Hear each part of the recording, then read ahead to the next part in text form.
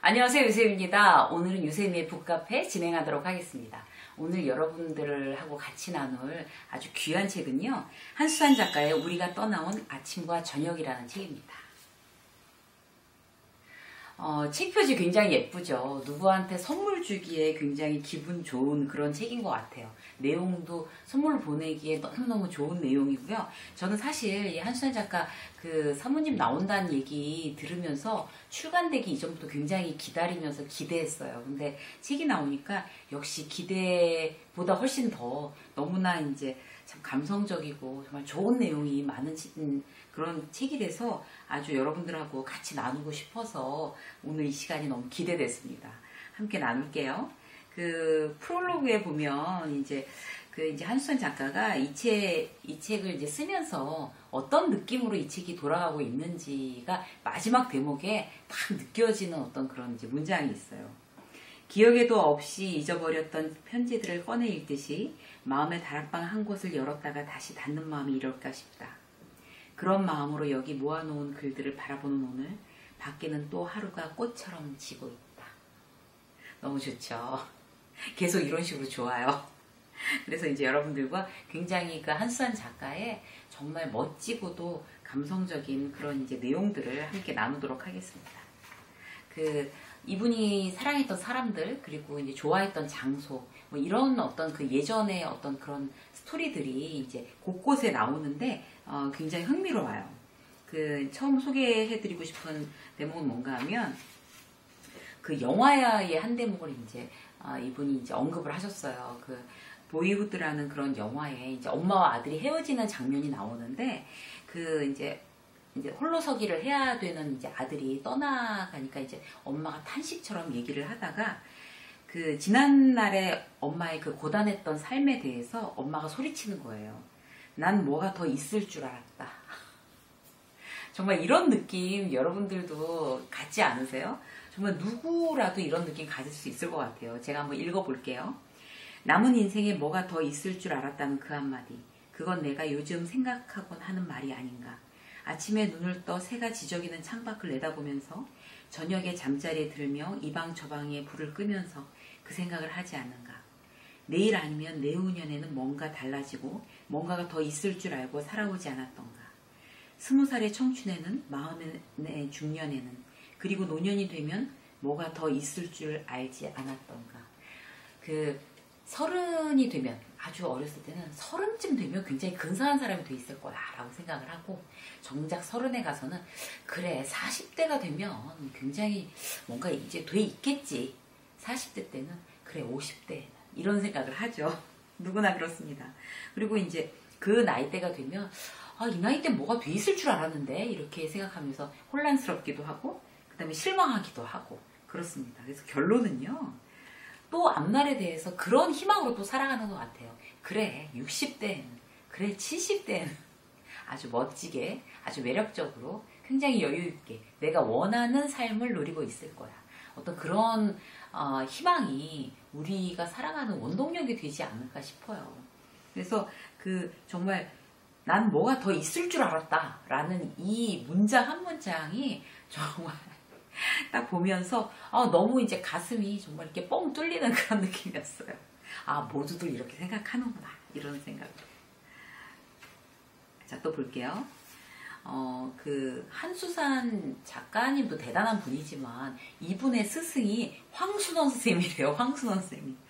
와, 진짜 정말 대단한 스승과 제자 아니에요? 그런데 이제 황순원 선생님을 추억하면서 이제 썼던 어떤 대목이 있어요. 굉장히 인상적이었는데, 그것을 사랑했기에 라는 이제 소제목이에요. 작가의 책상이라고. 그러니까 작가 중에서도 책상을 굉장히 중요시 여기는 그런 작가들이 있나 봐요. 그러니까 딴 건 몰라도 정말 비싼 책상 위에서 글 쓴다, 막 이런 거 있잖아요. 이제 그런 작가들도 있는데, 황순원 선생님 얘기를 하는 거예요. 그분을 추억하면서 이렇게 얘기했어요. 습작 소설을 들고 황순원 선생님 댁으로 찾아가면 선생님은 안진뱅이 밥상을 마주하고 앉아 노트를 펼쳐놓고 소설을 쓰고 계셨다. 집안 어딘가에 그럴듯한 책상과 책들이 숨어있는 고색 창연한 서재가 있었는지는 모르겠다. 다만 나는 그런 선생님의 서재를 본 적이 없다. 선생님의 학교 연구실에서도 댁에서도 검정 밥상, 그 위에 놓인 글씨를 못 알아보게 지우고 또 고친 대학 노트, 거기에는 선생님의 소설이 글자 하나하나까지 뜨겁게 쇳물처럼 몸을 달구고 있었다.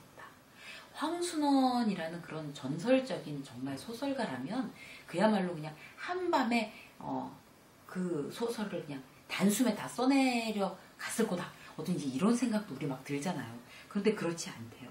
정말 뜨겁게 쇳물처럼 몸을 달구고 있었다라는 그런 글자 하나하나가 말이죠. 정말 너무 확 와닿는 단어 같아요. 문장 같아요. 문득 톨스토이의 전쟁과 평화의 한 구절이 떠오른다. 내가 아는 모든 것은 그것을 사랑했기 때문에 안다고 했던 그 말. 내가 사랑하는 책상이면, 내가 사랑하는 서재면 그것으로 다 되는 것이 아닐까? 우리가 살아가는 이 삶의 벌판도 다르지 않으리라. 남이 말하는 평가나 가치가 아니다. 그것은 남의 눈이다. 사랑도 그렇지 않은가? 사람의 일도 마찬가지다. 내가 모든 것을 다 바쳐 사랑했을 때 모든 것은 거기서 이룩되고 그것으로 찬란하게 끝나는 것이 아닌가. 그러니까 어떤 책상 얘기가 자꾸 나와서 이제 말씀드리는 건데, 어떤 책상에서 쓰느냐가 중요한 게 아니라 어떤 글이 쓰여지느냐가 굉장히 중요하다. 이런 얘기인 것 같아요. 그죠? 그러니까 본질적인 거, 내면의 가치, 여기에 대해서 이제 얘기하고 있습니다. 정말 중요한 게 뭔지 거기에 집중하고 다른 거와 이렇게 혼동하거나 헷갈리지 않는 거, 이게 우리가 이제 삶을 살아가면서 대단한 지혜가 아닌가 싶어요. 이제 한수산 작가께서는 그런 이야기를 이런 이제 황순원 선생님을 통해서 저희들한테, 독자들한테 해주고 계신 것 같습니다. 너무 좋죠. 또 볼까요? 그 황순원 선생님에 대한 이제 얘기가 이제 또 한 번 나오는데요.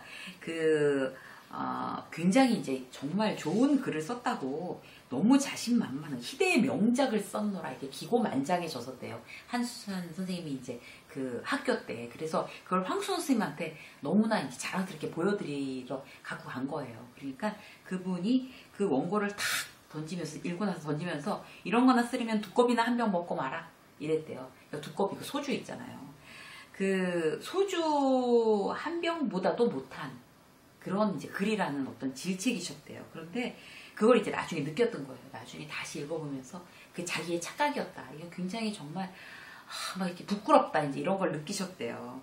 그때 이제 그렇게 막 반성하면서 느끼면서 다시 황순원 선생님의 글 쓰는 어떤 그 모습을 이제 한수 선생님이 다시 이제 생각을 해내는 거예요. 그때 그 밥상 위에서 나는 선생님이 쓰시는 소설의 초고를 볼 수 있었다. 대학 노트에 새로 쓰기로 쓴 원고였다. 노트의 초고는 한 줄씩을 비우고 건너뛰면서 쓰여 있었다. 그 여백은 다시 고쳤을 때를 위한 비워놓은 공간이었다. 선생님의 원고는 긋고 지우면서 다시 써서 그 비워두었던 칸마저도 새까맣게 뒤덮여 글자를 알아보기 힘들 정도였다. 선생님의 물 흐르듯 정연한 문장의 뒤에는 글자가 안 보일 정도로 고치고 또 고침, 갈고 닦음의 시간이 있었던 것이다. 그보다 더한 말없는 가르침이 어디 있었으랴. 진짜 그 말없는 가르침, 이거보다 더한 말없는 가르침이 어디 있었겠어요. 그래서 이제 이분도 한수 선생님도 이제 그걸 그대로 이제 노트에 쓰고 다시 고쳐서 막 글자가 안 보일 정도로 까맣게 그렇게 고쳐 쓰는 그 선생님의 어떤 그런 글 쓰는 어떤 그런 거를 교훈으로 그렇게 이제 글 쓰는 습관을 들이셨나 봐요. 그러니까 그렇게 좋은 작가가 되셨겠죠. 그럼 그리고 이제 그래서 대학에서 이제 한수산 작가께서 학생들한테 가르칠 때 그렇게 가르쳤대요. 반드시 학생들이 따라 하도록 한 말이 뭐였냐면, 글은 쓰는 게 아니다, 고치는 것이다. 이렇게요. 저도 이번에 정말 이렇게 막 뼈 아프게 새겼어요. 글은 쓰는 게 아니다, 고치는 것이다. 글을 쓰고 싶어 하시는 분들이나 글을 쓰고 계신 어떤 이제 독자 여러분들께서도 명심하실 말씀, 이제 그 한수 선생님의 말씀인 것 같아요. 쉽고 단숨에 되는 게 어디 있겠어요. 정말 재능보다는 정말 피나는 노력으로 이제 우리의 어떤 이제 성과물이 나오는 거죠. 꼭 뭐 글만 그렇겠어요. 그림도 그렇고 음악도 그렇고 우리가 하는 일 다 그렇겠죠. 얼마나 나는 내 일에 정말 정말 최선을 다해서 죽을 힘을 다해서 그렇게 노력하고 있나, 이렇게 생각해 보면 굉장히 부끄러워지는 것 같아요. 그래서 이런 이제 글을 읽으면서 그래 정말 지금보다 훨씬 더 열심히 이렇게 마음을 다 얹어서 내 일을 해야 되겠구나. 유튜브를 찍는 것도 그렇고 책을 쓰는 것도 그렇고 어떤 것도 이제 회사들 이제 나가서 기업 강의하는 것도 그렇고 조금 더 정말 마음을 더 얹어서 최선을 한번 다해보자. 또 이런 생각이 다시 이렇게 막 벌서듯이 반성이 됩니다. 또 볼까요? 제가 말씀드린 거 말고도 좋은 내용이 너무 많은데 그 중에서 이제 이것만 골라내느라고 굉장히 시간상 골라내느라고 저도 굉장히 애썼어요. 그 한수산 작가께서는 이제 그 장미를 굉장히 많이 키우셨나 봐요. 마당에다가. 그래서 그 장미를 너무 인상적인 게 장미를 아침에 한 10송이씩 이제 꺾어서 그 밖에 내다 놨대요. 갖고 가시라고. 그 출근하는 사람들한테. 너무 정말 와 진짜 작가답지 않아요? 작가답지 않아요? 근데 이제 그 장미를 보면서 이제 이렇게 또 글을 쓴 거예요. 제가 읽어드릴게요. 장미를 기르며 안 것들이다. 색깔이 화려한 꽃들일수록 향기가 없었다. 오직 한 마음이라는 듯 진한 단색으로 피어나는 장미일수록 향기가 짙었다. 자연이 이루어내는 평등함이었다. 장미만이 아니다. 수수한 꽃, 숨어있는 듯 눈에 띄지 않는 꽃이면서 향기가 짙은 꽃들은 참 많다. 어디 그뿐일까? 사람의 발길을 잡을 리 없이 눈에 띄지도 않으면서 아무 곳에나 피어서 또 아무렇게나 자라는 못난 꽃들이 있다. 빈 밭에 혹은 이끼도 자라지 않는 산비탈 험한 기슭에 이 못난 꽃에게는 평화가 있다. 누가 꺾어가지도 파가지도 않는다. 이건 얼마나 큰 축복인가. 정말 비교하면 안 될 것 같아요. 그 존재만으로 정말 너무 아름다운 그런 그 존재 자체의 아름다움을 한수산 작가가 너무 아름다운 문장으로 이렇게 표현하고 있습니다. 자신을 너무 들볶지 말자고요. 우리는 정말 못난 꽃이라고 스스로 생각이 돼도 대단히 아름다운 향기를 가지고 있거나 또 다른 어떤 그런 많은 이점들을 누리고 있는 그런 존재들이라는 거 믿어도 될 것 같습니다. 자, 아쉽지만 마지막 한 가지만 더 볼까요? 이제 한수산 작가께서 이제 카톨릭이신 것 같아요. 그래서 이제 수녀님들한테 이제 갔다 오는 길에 막 그 수녀님이 막 그냥 막 이런 거 저런 거 막 풋고추 또 뭐 야채 메밀차 그리고 양파 초절임 멸치볶음까지 막 트렁크에다 가득가득 넣어주셨대요. 그래서 이제 그런 걸 가지고 이제 집으로 이제 온 거예요. 승용차에다가 실어가지고. 그래서 잘 돌아왔습니다. 그러고 이제 전화를 드리니까 그 수녀님들이 한 대답이에요. 뭐라고 대답이 돌아왔냐면 기쁨을 주고 가서 고마워요. 너무 멋지죠. 진짜 저 이 문장을 이렇게 막 저는 이렇게 들여다보고 있었어요. 기쁨을 주고 가서 고마워요. 그러니까 우리도 이제 누군가에게 이제 항상 이 수녀님들처럼 이런 마음을 닮아서 누군가 이제 나한테 왔다 가는 사람한테 아낌없이 주고 기쁨을 주고 가서 고마워요. 이렇게 말하는 사람이 되자고요. 멋지죠? 네. 그래서 이제 그 수녀님에 대해서 이제 그 한수산 작가가 이제 이런 문장을 또 썼어요. 수녀님 또한 그러하듯이 새벽을 노래하는 새소리도 쏟아져 들어오는 아침 햇살도 늘 나에게 기쁨이었다. 그런 생각을 하며 창밖을 내다보았다. 우리 모두가 존재하는 그것만으로 누군가에게 기쁨이 되는 날을 살 수 있을 때는 언제일 것인가. 바랄 수조차 없는 꿈, 기다리기에는 너무나 허황된 바람이라는 것을 더 잘 알면서도 나는 이런 꿈을 언제까지 버리지 못하고 살아가려나. 허황된 꿈일까요? 누구나 꿀 수 있는 꿔야 할 좋은 꿈 아닐까요? 우리 모두가 존재하는 그것만으로 누군가에게 기쁨이 되는 날을 살 수 있는 때는 언제일 것인가.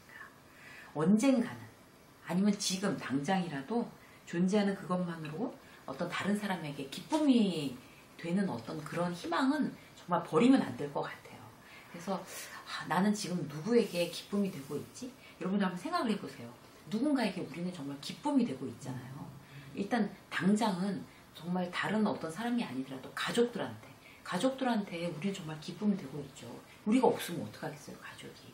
내가 존재함으로 해서 정말 가족들이 정말 너무 행복하게 기쁨을 누리면서 잘 지내고 있다. 이것만으로도 나는 굉장히 중요한 존재인 거죠. 이제 그런 왜 스스로 막 자존감이 떨어지고 막 힘들어지고 그럴 때 있잖아요. 그럴 때 이제 이런 생각을 한번 이런 문장을 한 번씩 읽으면서 그런 생각 해보면 좋을 것 같아요. 기쁨을 주고 가서 고마워요 라고 나에게 말을 할 만한 사람을 내가 정말 이렇게 사실 따지고 보면 굉장히 많이 가지고 있는 거예요. 가족도 그렇고, 그리고 회사에 가도 동료들도 마찬가지죠. 우리가 이제 뭐 그 회사에 가서 뭐 나는 뭐 회사에서 인기도 없고 날 좋아하는 사람 특별히 없어 라고 생각할 수 있잖아요. 그런데 사실 그렇지 않아요. 따지고 보면 난 누군가의 일단 출근하면서 누군가의 기쁨이 되고 있어요. 그러니까 여러분들 곰곰이 생각하시면 정말 그렇구나 라는 걸 느껴지실 수 있을 거예요. 문제는 뭔가 하면 중요한 거는 그런 어떤 내가 누군가의 기쁨이 되는 어떤 그런 존재라는 거에 내가 스스로 감사하고, 그리고 누군가의 기쁨이 되기 위해서 더 관심을 갖고 그렇게 더 하고 싶다라는 생각으로 우리의 마음을 조금 더 막 좋은 방향으로, 좀 더 아름답게, 좀 더 건강하게 그렇게 스스로 갖고 가는 그런 노력들이 있어야 될 것 같습니다. 오늘은요, 여러분들과 함께 한수산 작가의 우리가 떠나온 아침과 저녁, 정말 이렇게 표지도 너무너무 예쁜 그런 내용도 너무너무 좋은 그런 책을 이제 함께 나눴는데요. 여러분들 어떻게 위로가 되셨나요?